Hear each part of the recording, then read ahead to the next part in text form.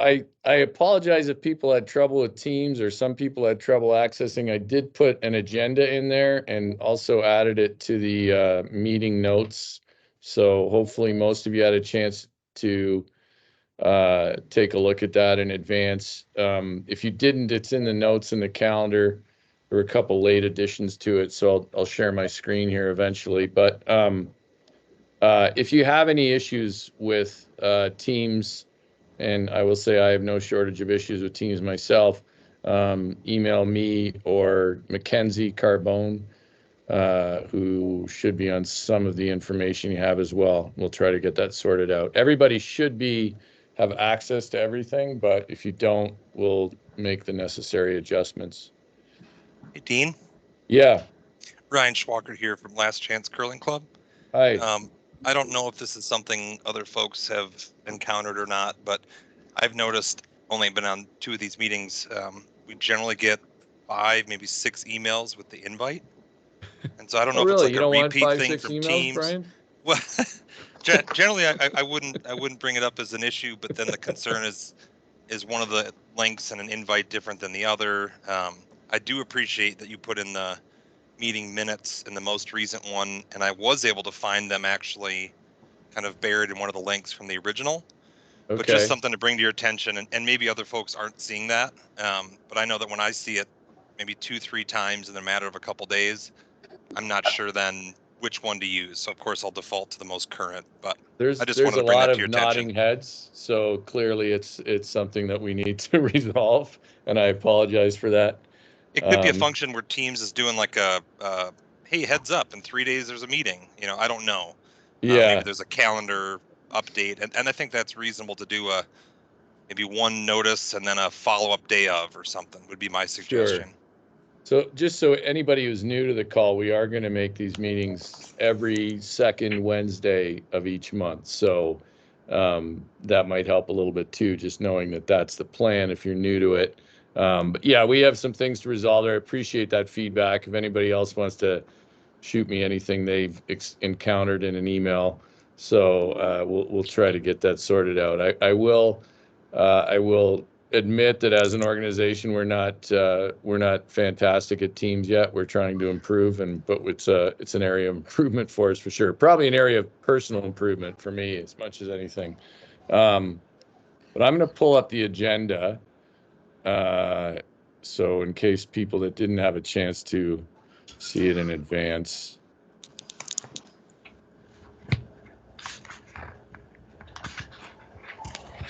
Just so you know, Craig Perry, our Chief Operating Officer, is here as well, and he'll be able to answer a number of questions, and including a few things related to insurance.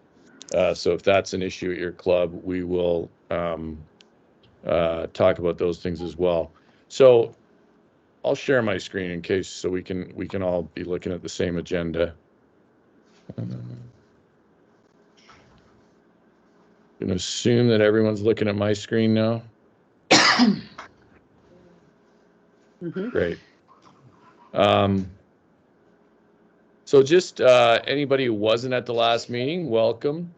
We didn't do a full intro of everybody. It's a big group, and we thought that it wasn't maybe in the interest of our time to do a personal intro for everyone. But certainly you should be able to join this team and Microsoft team and access the chat and other discussion in there. And I hope we can make that a good forum as soon as we sort out Teams and don't send you 5 emails in a day. But I'm excited to see so many people join and representing their club and interested. So I actually might just jump around here a bit in this agenda and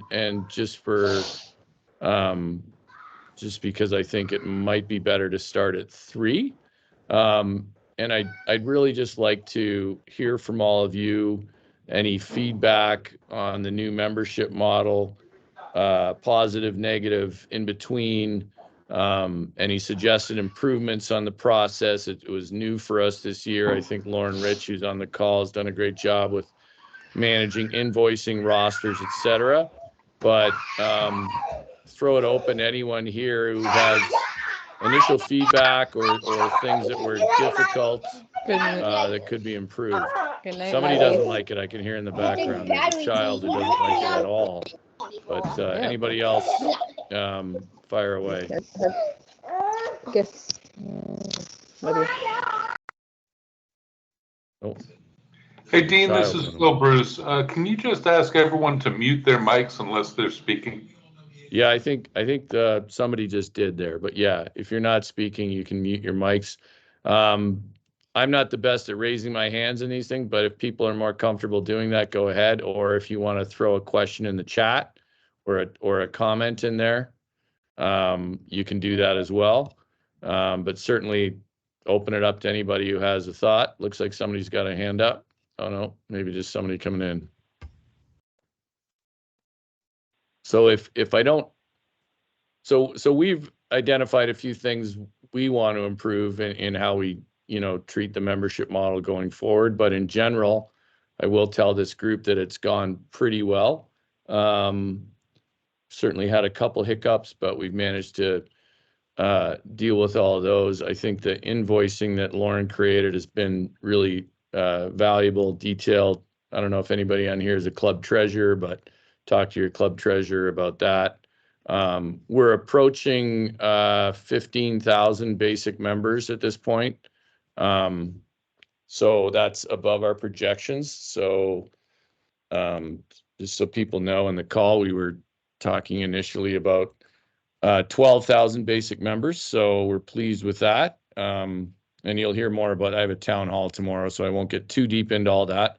More than anything, I was just interested in anything operational related to your club. And I guess my other question just to this group is, how many clubs collected membership, USA Curling membership, the way they have in the past? In other words, rolled it into dues in the membership process at their club versus having members sign up individually. I think Lauren could probably say, what do you think it is running, Lauren, about, is it 50-50 or is it different than that? It seems like most of the clubs that have submitted rosters have also asked for their their individual membership dues to be included in that roster. It's probably, I think I have 10 or 12 clubs that have just requested invoices without individual memberships, and then I have just a handful of clubs that that only submitted memberships for partial groups of their. Right. So they had membership was optional in their club. So yeah, it's better than 50-50, which is appreciated. But I don't know if there's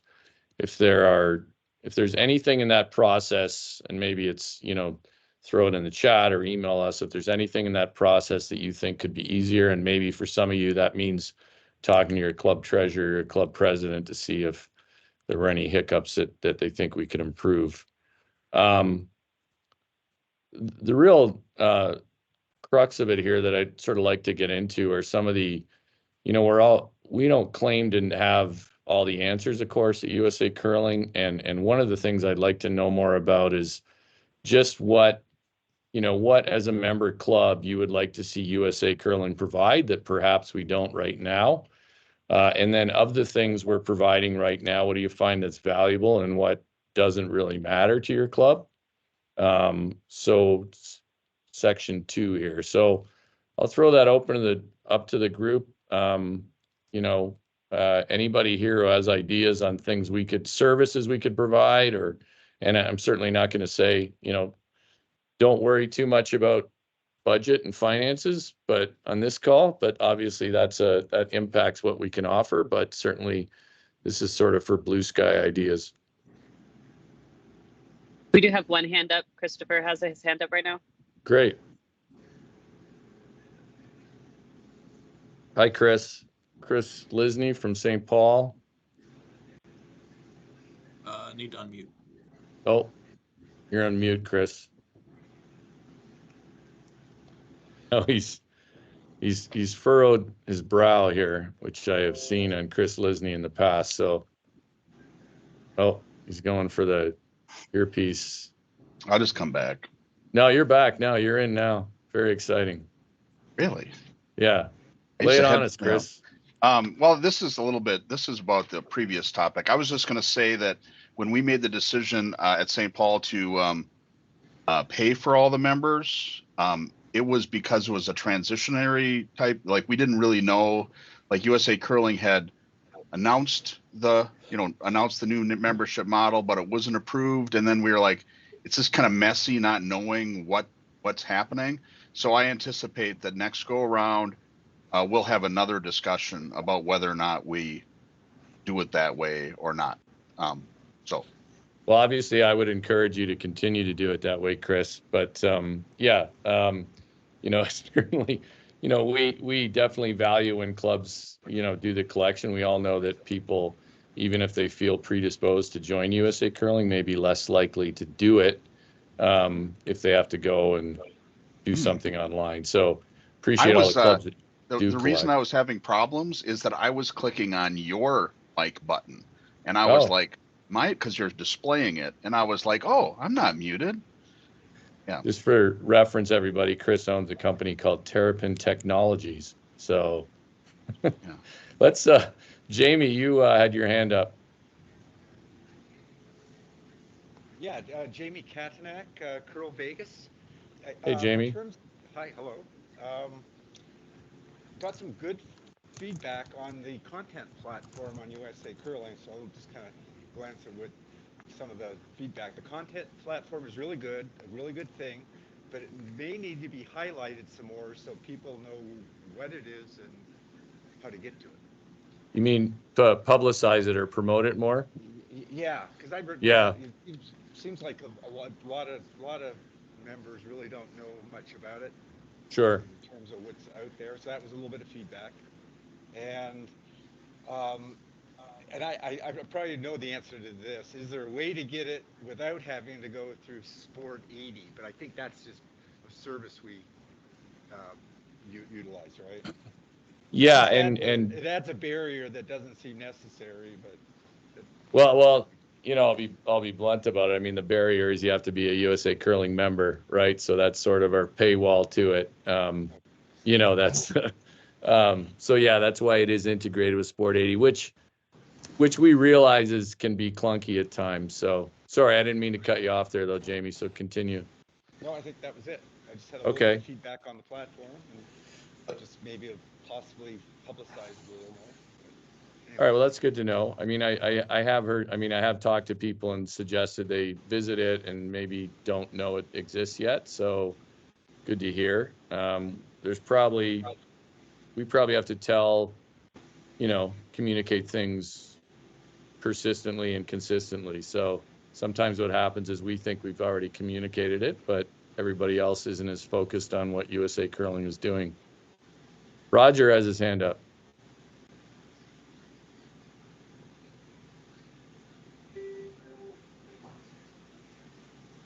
He's waving me off now. Okay, we'll come back to you, Roger. Okay, I found it. Oh, he's got it now. All right. Sorry about that. No, you're good. Very quickly, I'm always having to explain, or I don't mind doing it, what the benefits are to membership to those around our club and region when I'm out of our club, what the benefits are to membership.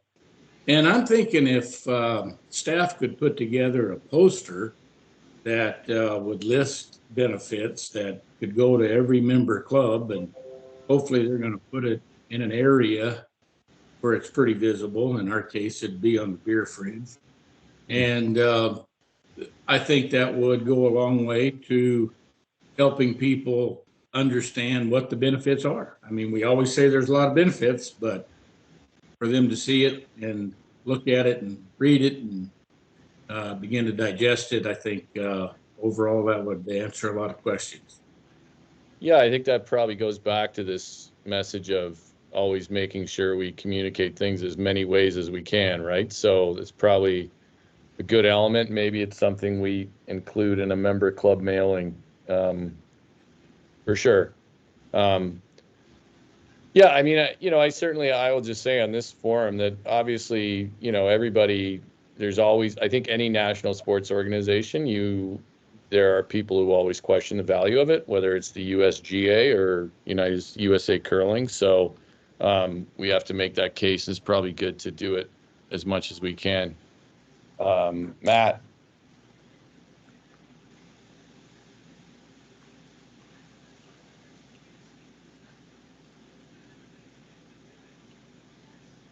Where is Matt? I see him. He's got his hand up, still muted. Here I am. There he is. Hey, Dean. Matt from Bowling Green. How are you doing, Matt? Yeah, doing good, doing good. So I actually got some feedback from a club mate when I told him I was coming to the meeting, and he said one of the things he really likes to reference is the Bonspiel calendar. I guess in years past he would reference the the newsletter and it'd have all the upcoming Bonspiels. I don't think he was aware of the electronic calendar, and I showed him that. And this particular club member is a stick curler, and he likes going to stick spiels. And he pointed out that there's no category for stick spiels.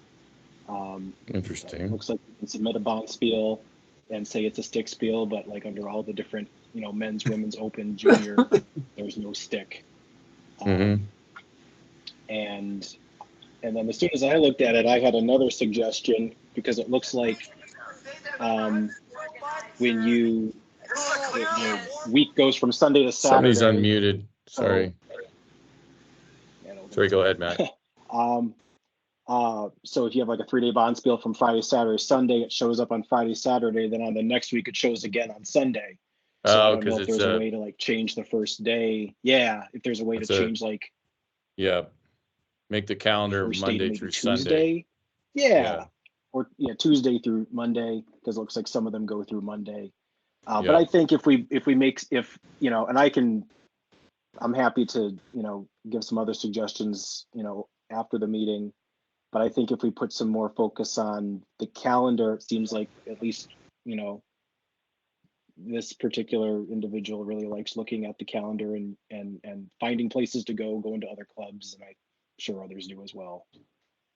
Yeah, that's good to hear, and obviously something we've overlooked, and stick curling just continues to grow. So we do want to be supportive of those events. So it's great feedback. I hadn't thought about the calendar working like that. It's probably a function of Squarespace that we need to look at. So yeah, that's great. Appreciate it. Looks like that was Matt Elizabeth, I think.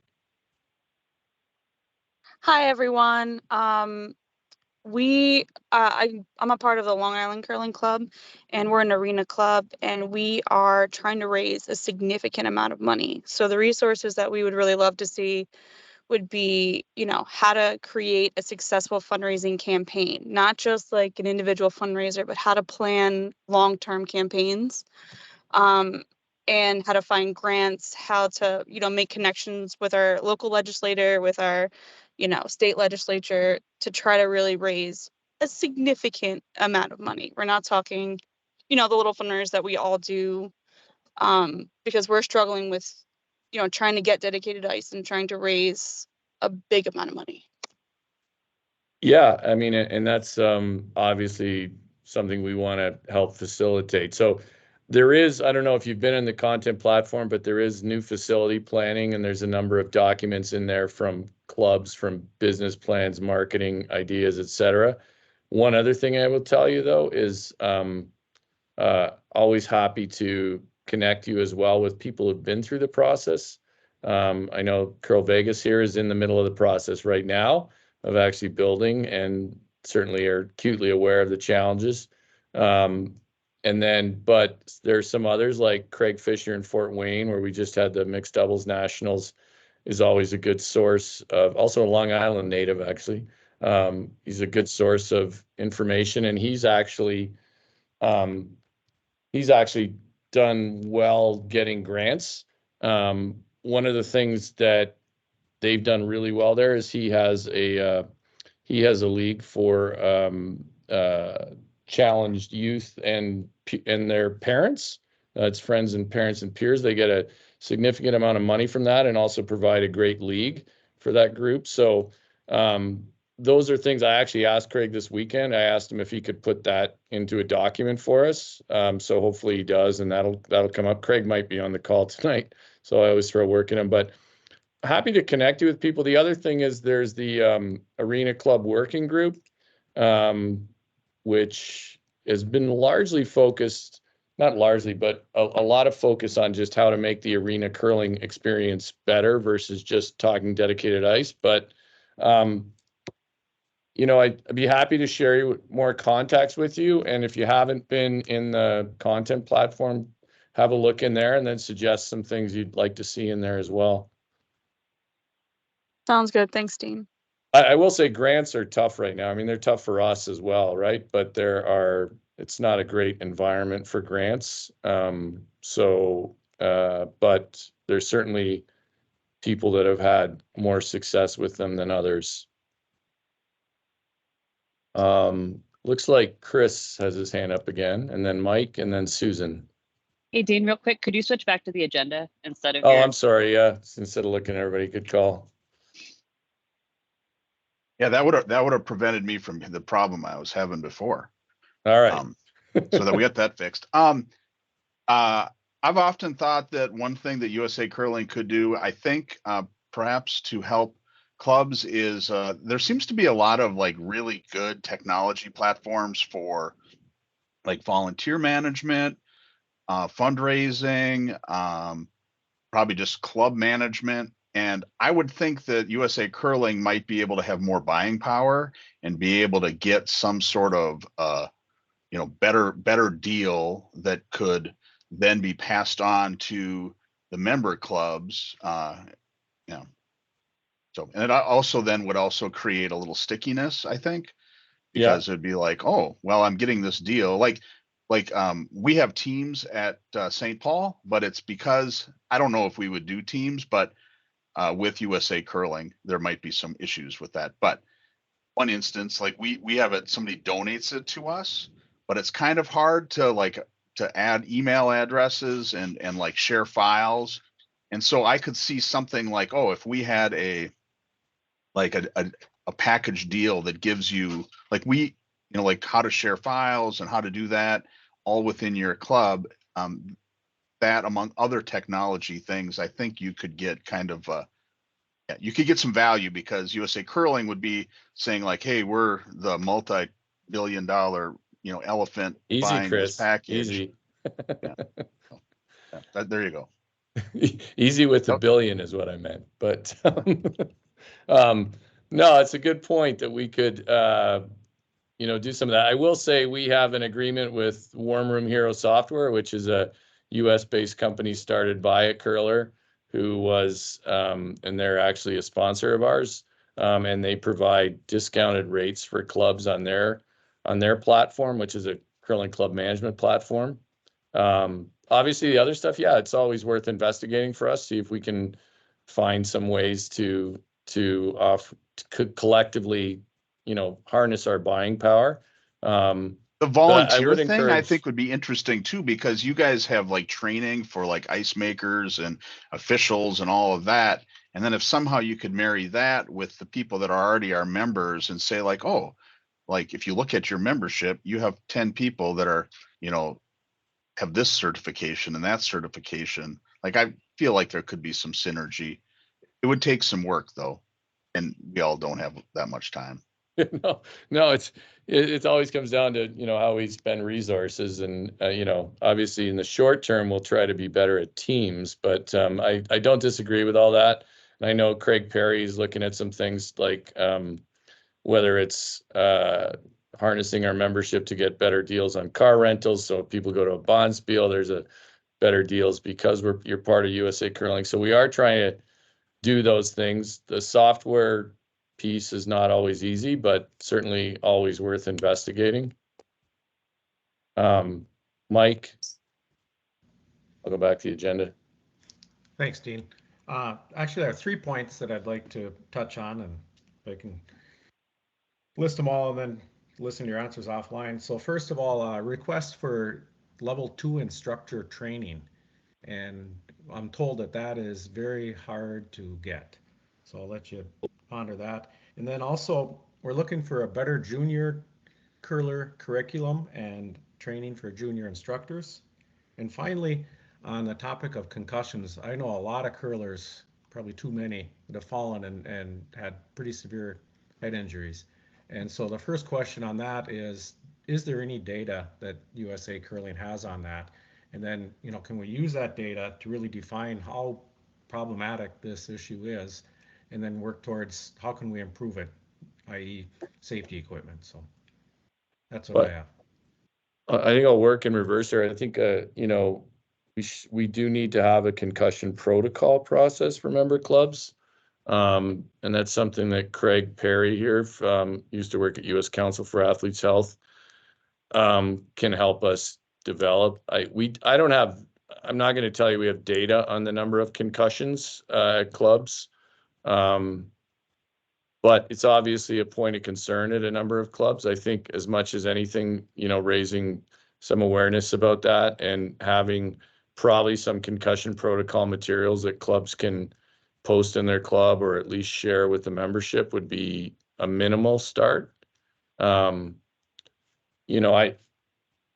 not convinced it's a huge problem at this point, but I understand the concerns. You only have to be on the ice once to see someone suffer that, an injury that causes a concussion, and no, it's pretty jarring. So I understand that concern. We'll probably start with developing true concussion protocol that member clubs can work from. That I think that would be helpful. I know a lot of clubs have their own. We'll probably just, if there's a club here that has a good one, we'd probably love to just share that ourselves.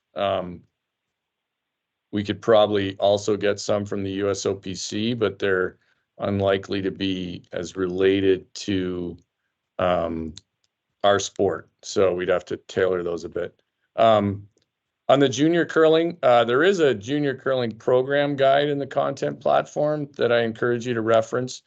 But I think that's the idea about junior curling instruction or coaching is a good one, and it's a hole that we need to work on.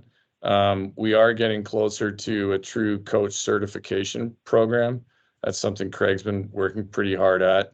One of the things we didn't want to do was bring it out, as Craig would probably say. I tend to want to rush things sometimes, but I think it would be, if what we bring out, we want to make sure people see value in so they continue to use it. But I think junior coaching will be part of that. I will suggest, look at the junior curling program guide if you haven't already, because it takes some ideas from elsewhere that I think are valuable. Last thing on the level 2 instructor clinic, send an email to Lauren. I don't mean to dump everything on Lauren Rich right now, who's also making ice at the U18s. We do schedule them. They're a little more difficult to schedule just because we don't have as many course conductors who can do a level 2. But I'm sorry, I missed what club are you at? Yeah, I'm sorry, Superior Curling Club. Okay, so yeah, send us an email and we'll work on getting a level 2 course conductor or a level 2 instructor clinic set up with one of the course conductors. And just real quick here, I wanted to mention that I've been talking to Matt Shiner, who has been, certifying most of the level 2 course conductors. And we've been talking about the possibility of in the future offering another one of these level 2 instructor certifications, if that makes the people who can lead these courses. And so hopefully later this spring or early next year, we can have some more instructors, level 2 instructors available and be able to offer more courses. Yeah, I mean, it's good. Just a shout out to Matt Shiner, who's done a ton of work for us on level 1, level 2 instruction. Also Michael Barr, Don Wade. So much appreciated. But Lauren's right. I mean, we've actually expanded the group that can do level 1 instruction quite a bit in the last year. That was a big effort to try to expand that group. And now we'd like to make the level 2 course conductor group larger. So work to do there, but appreciate that feedback. Cody.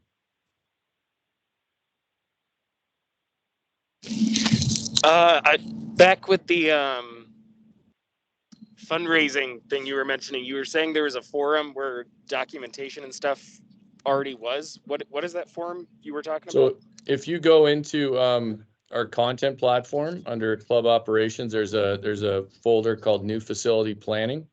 And in there, it's a collection of documents from clubs that have made the transition from arena to dedicated ice. And hopefully we'll continue to add to that, right? I mean, the whole idea, and I'll throw this out to this group here because you're obviously key players in your clubs.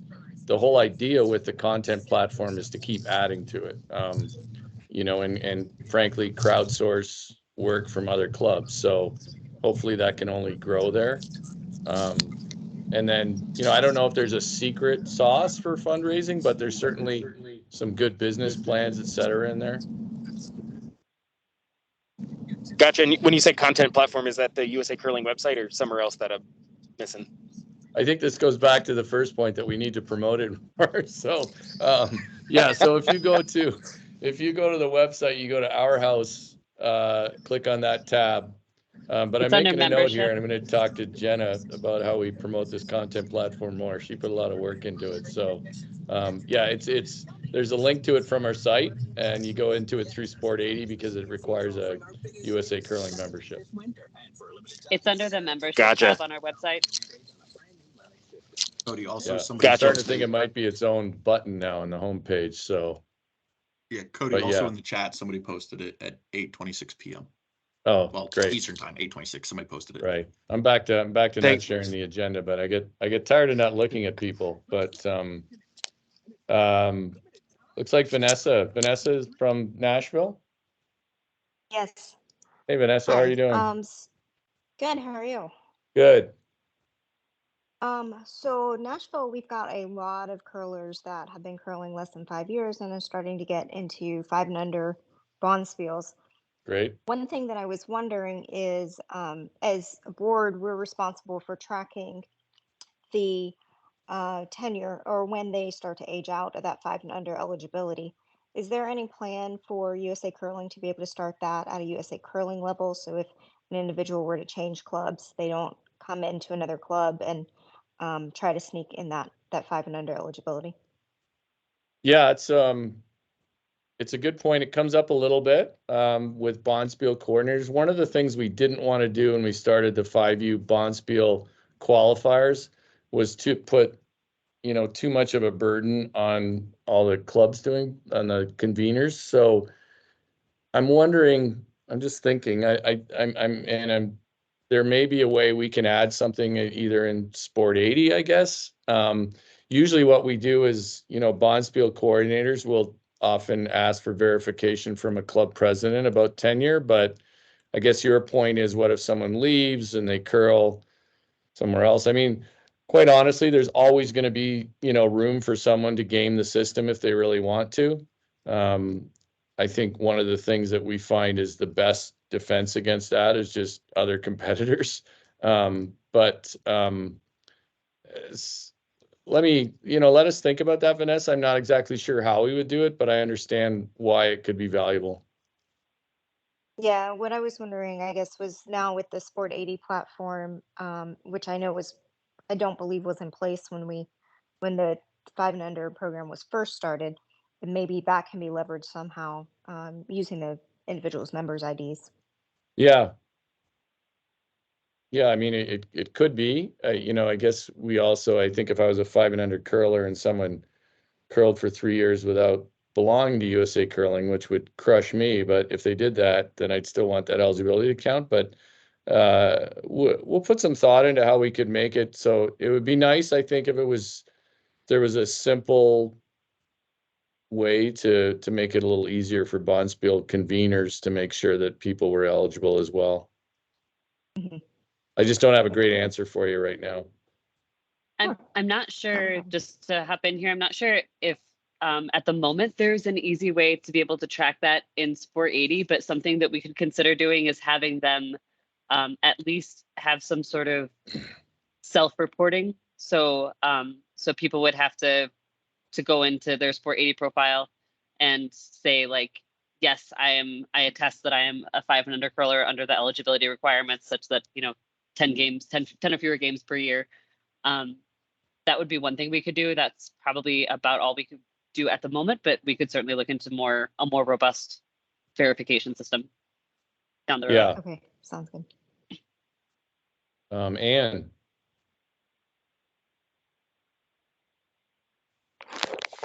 Hey, Dean. Ann Paul from Bergamore Head Curling Club. Just looking at the 2023-2024 competition rules, and I noticed that they are now the WCF rules, but there is no section in there that kind of specifies qualifications or like requirements or rules for each of the events that we host, so like U18 clubs, U5, that sort of thing. Whereas last year there was a section based on each of those events. Yeah, so good question. If you go to our website and you go under championships, you'll see qualifying procedures. And that's where that information is now, because we're following WCF rules primarily related to structure of play. But there is the qualifying procedures document that has that information for each event. So I don't know if you've looked at that one. I guess I didn't realize that they were under each event, but I'll take a look at those. Thank you. So it basically goes through each event. And obviously there was one little bit of language we had in there that we thought was a direct copy of the WCF for eligibility that we were updating, but related to junior age. But yeah, for each event in terms of qualifying procedures and who's eligible to play, for instance, Club Nationals, how you're eligible to play for that, that is in the qualifying procedures document. Thank you. Sure.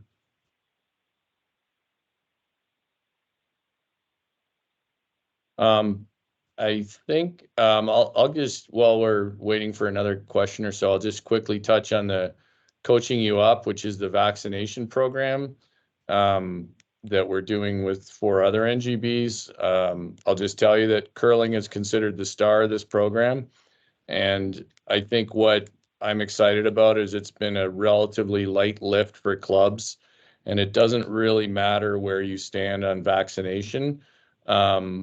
Because the clinic comes in, they certainly are available for vaccines, but it's educational, and they don't, nobody's getting strong-armed into getting vaccinated if they don't want to. But I saw Craig Fisher last weekend, and he pointed out in the last call, I said it was a stipend to clubs.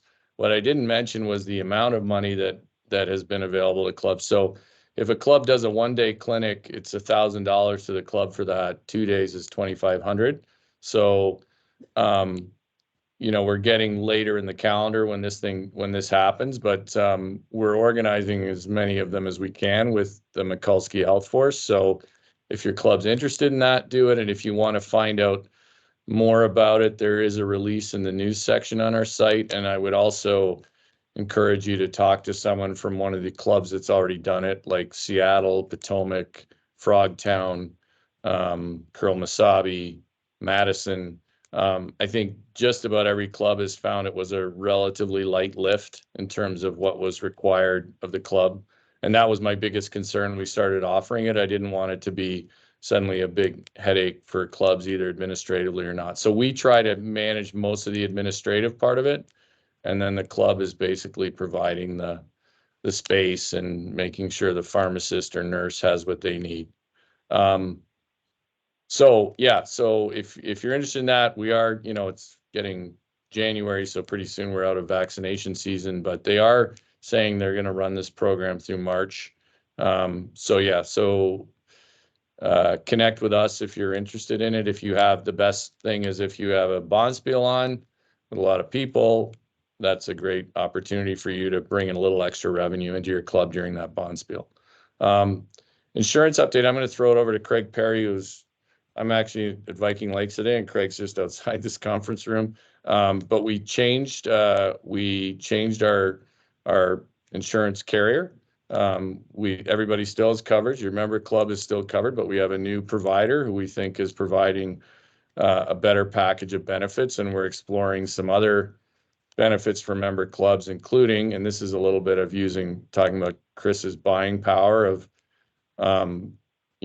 we're hoping that, and we're investigating all this and not making any promises, but we're investigating maybe D&O insurance that is better that is for all clubs, things like that. But I'll throw it over to Craig, who's outside there, to give you a little update on that.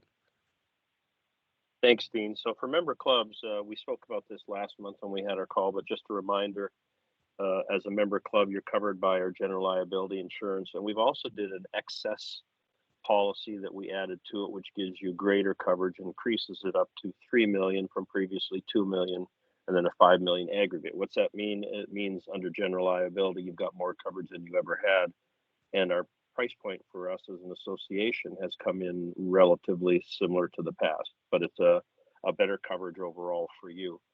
One of the things that we've talked about with our new carrier, we have, as an association, we have directors and officers insurance for our board of directors and our officers and our staff, and they're putting together a package that we'll be able to get to you soon on directors and officers insurance for your individual clubs. So we're looking into that. On the individual membership, and this is different than this model as compared to the models we had, the membership models we had in the past. The individual membership provides participant accident insurance, and that package itself has some incredible numbers. We were able to reduce the deductible from 1,000 to 500 per incident.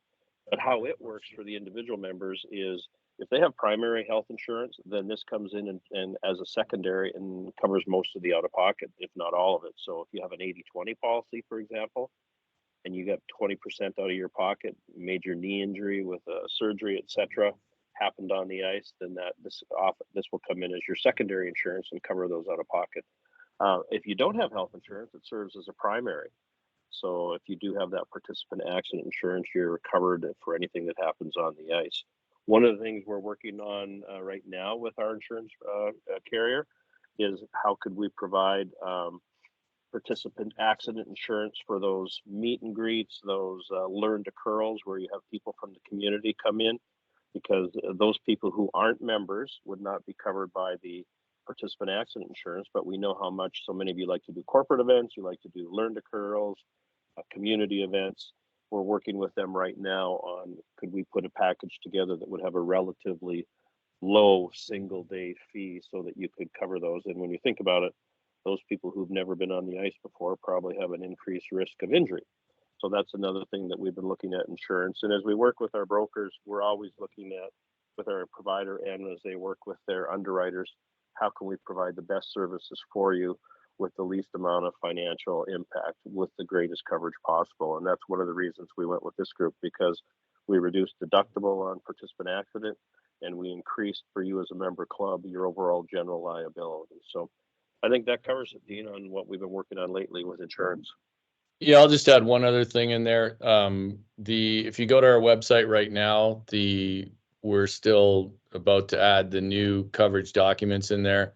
So they're not there right now. They will be shortly. It should also make the ability to report an accident, make a claim, should be easier and handled electronically. So it should be better for clubs to do that than it was in the past. Yeah, thanks for bringing that up, Dean. I have one more for the clubs. Certificates of insurance. So some of you requested certificates of insurance before December 1st, when our new insurance went into place. So if you did that, or if you still haven't done this, you'll like this fact is we've made it a smoother process. If you go on to our main page and then under members, and you click on insurance, as you just scroll down, the first thing you'll see is a button to request a certificate of insurance. It's now an electronic process. So you complete the certificate and submit, and it automatically goes to our insurance carrier. And they've been able to turn them around in probably, I'd say the max has been 48 hours unless somebody submits it on a Friday. But I'll ask you to hold off because I just tried to submit one tonight for one of our national championship sites. I'm not certain that mine went through, so I have a call into them. I'll visit with them first thing in the morning. But just a reminder, if you haven't done your new certificate insurance, we've streamlined it so it automatically goes to them. You fill the form, you hit submit, and then they'll email you your certificate. That's it, Dean. It's like Phil Bruce from Cape Cod. Hi, Phil. Hi, Dean. Craig, I was always under the impression that the insurance did cover the temporary, the corporate outings, the guests, the same way that our individual covered it. And now that's not the case, but you're looking into it. Is that what I get from this? Yeah, under the former package, because the former membership included that 95% rule. And so that insurance, the former insurance provider, that was included. So basically the participant accident came about because of the former membership rule. And they included, as we uncovered this, they included the same day and those learn to curls, but I couldn't find it anywhere in a policy. So I'm saying it was in their information, but as we researched through our policies, we couldn't necessarily find that. So what I'm doing now with our broker is trying to figure out how with our provider, is how we can bring that back at a relatively low rate for those single day events, because as they went through the documents and I did, although it was included in the general information, we didn't see it written in the policy. And as I'm working and have worked with a number of potential insurance providers, that was one of the areas of risk where they have to look at it and determine what that would really look like. So yes, it was included in the previous, although I couldn't find it anywhere in the policies, and we're working to bring it back to you at minimal or relatively small daily membership cost. Greg, I think, Phil, just to that point, in the past, the participant accident insurance was for members. The club was protected if someone was injured. There was $1,000 deductible that the club was on the hook for. But so the club was always protected when people who weren't curlers or members came in, right? So that is accurate, and that hasn't changed. So the general liability will cover the club, but the individual, if you just, in other words, when you get your USA Curling membership, built into that is the cost of that insurance, right? It used to be added on. We don't add it on, it's built into it, but that's a participant accident insurance. If you just show up and you're not a member of USA Curling, you haven't paid into that insurance, so you don't get that individual insurance, if that makes sense. I don't want to confuse this here and make people think that it's suddenly much different, because it isn't. Okay, yes, I understand that, but so that is something that you're looking into, and that is something that is important to us, so please keep us apprised of that. Yeah. But just so you know, that the general liability will cover the club, less the deductible, so that, if someone were to get injured and sue the club, you have protection, et cetera. So. Yes, I understand that. Yeah. Yeah. And just so also, just on this call, if you're on the call, that insurance goes with you too, right? So if you're a member of USA Curling and your regular club is the Plainfield Curling Club, and you go play at Philadelphia, and you have an injury there, that participant accident insurance covers you there. So I think Ann, you already asked your question, or was it just didn't take your hand down? If you have a new question, let me know, but otherwise I'll go to Chris. I typed it in. I was just wondering what the new carrier is. Oh, so it's Hub is the provider, and then it's Dissinger Reed. They're a subsidy of Hub. They have over 250 colleges and universities. They have state leagues, state associations. They have college conferences. What was the parent? What was the subsidiary?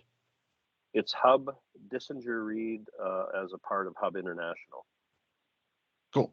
Just interested. HUB International, and Dissinger Reed handles the sport organization side of things. Cool. It's not the general. Anybody? Bob. Hi, thanks. Bob Waddington, Orange County Curling Club, way out here on the West Coast. Yeah, great. I was gonna bring up resources for clubs that want to build, but you said that there's already something on the portal. But I was hoping that I was hoping to use this group to leverage that a little bit further. And this could be accomplished once we get like fully set up in teams. But I was hoping that we could use this to, pick brains of other people that have maybe gone through the same things that we're going through. We're trying to build dedicated ice. We're coming across some leasing issues with our current rink, so we're exploring everything. And one of those things is partnering with a county, partnering with the city. And I've done some research, and I know there's other curling clubs out there that have done it. I've come across them. A lot of them are in Minnesota, it turns out, at least the ones that I found. And so I'm hoping that like through this, I can throw questions out to the group and say, hey, who has done this? What have you run into? What did you have to provide? What do your lease terms look like? And that might not be found in your content portal. So is there the possibility of setting something up like a Teams group where we can throw questions out? I use Teams at work, so we use it a lot like that. When you throw a question out to the group, hey, I'm having problems with this. Who has come across it? And then somebody jumps in and goes, oh, I've done this, and here's what we do. I would love to have that kind of access to other clubs and other members that might be going through some of the things that we are, so we don't have to reinvent the wheel, or at least it puts us 2 steps ahead. Yeah, all good points, Bob. And yeah, we need to find a better way to facilitate that. We obviously have a content platform, but I agree, conversations are sometimes the best thing. I just had, I spoke to Don Peace from Traverse City for about an hour when I was driving on Saturday, and he was talking about just this thing, how they think they can be a resource. So, initially I think we thought the Arena Club working group would do that, and they're doing a great job, but they are largely focused on, how do we make things as good as possible for arena clubs versus the moving to dedicated ice, although all of them would like to be that. But Bob, let us put some thought into how we can facilitate that a little better than we are now. Because I'll be honest, right now, it's often a case of, I'm going to connect you with Craig Fisher, and I'm going to connect you with Steve McKee from Charlotte. And so there are certainly lots of good people out there who have been through the process and can provide good information and documentation for you. And some of it I still do encourage you to go on the content platform, because you will see names and places of people in there that you can connect with. But maybe we just create some sort of forum where people can ask questions, a mini Reddit, I guess, that people can use. You can easily do that on Teams, by the way. Easily. Okay, yep. Yeah. No, I know. Yeah. First, I got to stop sending people 5 messages. We will get that sorted out. Yeah. Thank you. Appreciate it. If you don't mind, it's 7:54. I try to keep these to an hour, and that's not because I don't want to hear everybody's voice. It's just that our experience is that if we consistently run long with meetings, we lose good people. So if we look at the agenda, a couple of the other things I'd just like to hear from, and we probably know some of the answers, but obviously national championships are an important part of what we do. Certainly not the only thing we do, but we are proud of the fact that we have 17 different national championships for curlers of all levels. So I think we're doing a better job of both finding hosts and also making host clubs feel like it was valuable to host it, because we had some work to do there, still work to do. But at your own club, if you have a club large enough to host, and there's certainly different championships can host different things, can be hosted by different clubs. What any of the typical barriers, I'm going to guess, are going to come down to dollars, volunteer workload. Does anybody else hear anything other than that when it comes to why don't we want to host something? It comes up, we have a hard time with the schedule. Yeah. Because I mean, I've only been on the board for three years, but the amount of effort that goes into the schedule between, we have, leagues, almost every day of the week. And then we have bonspiels that have been around forever. And if you move a weekend, it's like the worst thing ever. So there's a lot of inertia. So it's a lot of work to get it to fit in. We're looking 2 years out to schedule. I actually talked to I talked to, just before this, I curled and I talked to manager there, and he said the reason why they don't want to do it very often is because it's a pain in the ass, and he doesn't feel like there's a lot of benefit, which I think is like an inertia from the USA Curling. So I think it's going to take a while. I would say though that there's a lot of like when we talk about it, there's like a 50-50 split of people being like super excited about doing national events, and the other, there's also the same split about 50-50 about, do we want to be members or do we not? Do we want to have cameras? Do we not? Do we want to change anything or not? Right. So just so people know, Chris is from the St. Paul Curling Club, where, with 1,000+ members, they obviously scheduling is big. I think one thing, and you can tell your own club about this, but we are going to put up on our website the schedule of events through 2027. And show where we have host sites and where we still need host sites. So I think that will be part of it, just helping clubs see what events are available. And we are trying to schedule out through as far out as 2027. And quite honestly, if somebody came to me and said they could commit to something in 2029, we'd probably be thrilled. So I think look for that, and we'll share that on our site and try to do a better job of promoting that than we have with the content platform. But to Chris's point, we are, if your club is interested in hosting something, it doesn't obviously have to be next year. So if you're, we're happy to fill up 26, 27 and just get host sites on the board. And we have some sites that are hosting multi-year. We also have a couple situations we're doing, like with juniors, where we're going to have a bit of a rotation for a few years. So we're open to all those ideas, and we'll put that up. So look for that. Phil has his hand up. Yeah, Dean, actually, you just got right to my point. We're a 3-sheet club and we're near capacity. Yeah. So scheduling something on short notice is almost impossible. Sure. If we can get notice a year, 2, 3 years out, then we have more of an opportunity to plan and get it on the schedule.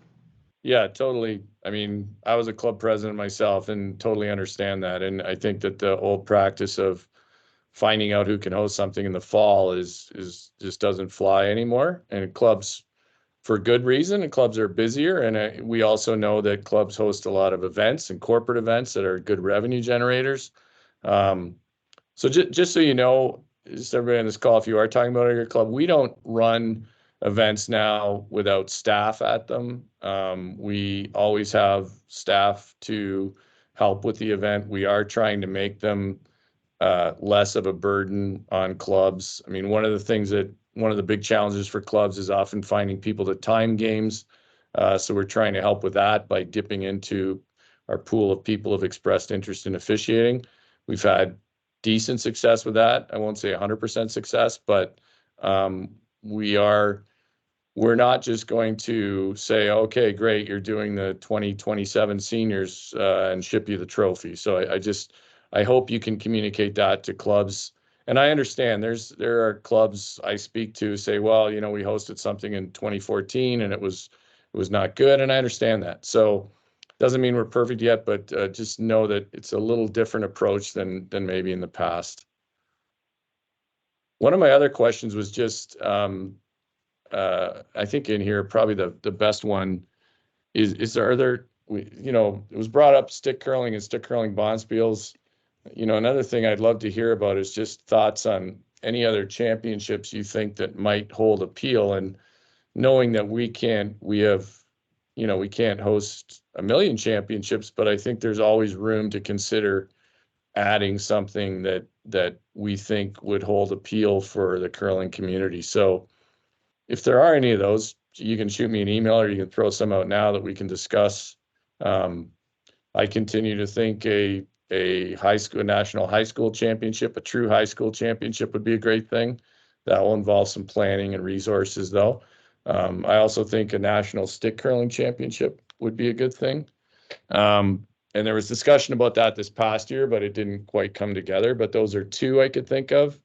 And again, you know, I'm not going to promise that we can do every championship ever, but certainly open to ideas about ones that would, you know, get more people competing, because I do know that when people go and compete at a national championship, it does connect them to the game a little bit more, in a positive way. So we're always happy to engage people in that. Edie Hazard from Lake Tahoe. Actually, this is Eric Hazard. Oh, Eric, you're using your wife. Hey, Well, Eric, how are you? Yeah, I stole her computer. Quick question would be on the national championship front. Whether it be a 2-sheet, 3-sheet, 4-sheet, are there needs for smaller facilities to host? Yeah, so, and I know, you know, you have a 2-sheet facility in Tahoe. My own club is a 2-sheet facility, so obviously that makes it difficult. I will say this, we have a number of events with 2014 fields where we really like to put them in 6 sheets. Then we have some events like juniors where 4 sheets works because it's an 8-team field. Mixed nationals, which is currently at Denver for the next couple of years at least. But that is one that could be at some point in a 3-sheet club because it's 12 teams and 2 pools of 6. And then there's also, you know, we run at-large playdown events, and Eric, I know that Tahoe has hosted some playdowns, and we're grateful for that, some of the MOPAC events. But yeah, obviously it's tough to bring a national championship to 2-sheet club. One thing I would encourage you to think about, again, probably not going to work for you guys, Eric, with your location, but if you're a 4-sheet club and there's a 2-sheet club nearby, you certainly see that, like, you know, in some parts of New York State or Wisconsin. That's an option too that we'd like to consider. So just because you're 3 or you're 4, if you think there's an opportunity to co-host with a club, that's something we can consider. But you're right, Eric. I mean, I belong to a 2-sheet club. It's tough to put a national championship in there. Although they are hosting, my club's hosting the at-large women's club playdown this weekend. Yeah, and yeah, we've enjoyed doing the smaller regional. And continue to do that. But I think I went back to Madison for an event. They partnered with Blackhawk, so that was kind of that combining the 2 clubs to get more teams out. So yeah, that's a possibility as well. Yeah. So Okay, just thanks. anybody on this call know we're open to that. Appreciate it, Eric. I'd love to have to go to Lake Tahoe for a national championship. Well, we'll find an excuse. All right. So we're right at 8:04. Phil, your hand's still up. I don't know if you have another question or if it's just your hand still up, but. Nope. All right. So I think we'll wrap here. I'm just going to quickly pull up the agenda, see what else and